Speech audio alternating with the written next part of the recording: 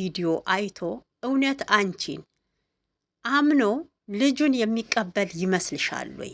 ሩታዬ ለምንድነው አብርሽን ማሳደድ የማትተዩ? ከነ መፈጠሩ ረስተሽ ለምን የራስሽን ህይወት አትኖሪም ማለት ነው?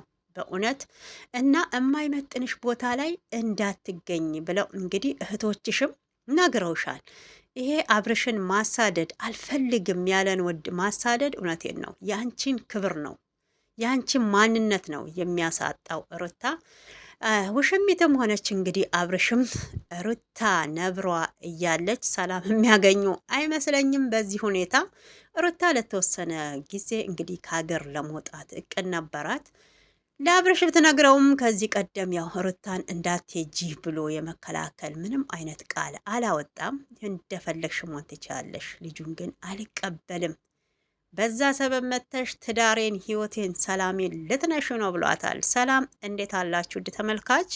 ሰላማችሁ ይብዛልኝ። በመላ ዓለም የምትገኙ የሀገሬ የኢትዮጵያ ልጆች እህት ወንድሞቼ ሰላማችሁ ይብዛ። ሀገራችን ኢትዮጵያን ሰላሟን ያብዛልን። ለቤቴ አዲስ የሆናችሁ ሰብስክራይብ፣ ላይክ እያረጋችሁ ቤተሰብ ሁኑ። ነባሮች በቅንነት መታችሁም ስለምታበረታቱኝ ፈጣሪ አክብራችሁ እጃችሁ ይባረክ፣ ክፉ አይንካችሁ፣ ሀሳባችሁ ይሙላ። በልጅ ተባረኩ፣ ጤናውን ሀብቱን ትርፍርፍ ይበልላችሁ እላለሁኝ። ሩታዬ እንግዲህ ቀን በቀን አዳዲስ ሀሳብ እቅድ ነው ይዛ የምትመጣው። እንግዲህ የትናንቱን ቪዲዮ ተመልከታችሁት ከሆነ በጣም ነው ግርም የሚለው። ሩታ በልጇ እንደማትደራደር ተናግራለች። እሱንም እናውቃለን። አሁን ላይ ግን ለምን ልጁን ለአብርሽ ለመስጠት ፈለገች? ለምን የፈለገች ይመስላችኋል ማለት ነው?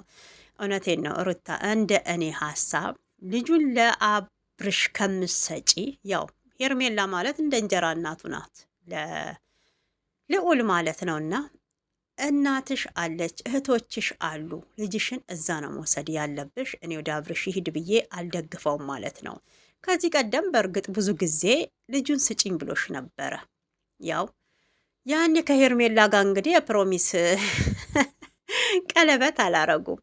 አሁን ላይ ደግሞ ልጁን ቢቀበል እርግጠኛ ነኝ በልጁ ሰበብ ለሱም ሆነ ለወሽሜት ከሩታዬ የሚመጣው እርምጃ እውነቴን ነው መመለስ አይችሉትም። አብርሽም ይሄ ነገር ስለገባው ልጁን በፍጹም አልቀበልሽም፣ የትም አድርጊው፣ እንደ አባትነት የሚደረገውን ነገር መርዳት ባለብኝ እረዳለሁ ብሏታል ማለት ነው። እሱም እንግዲህ እናትሽ እህቶችሽ አሉ፣ እዛ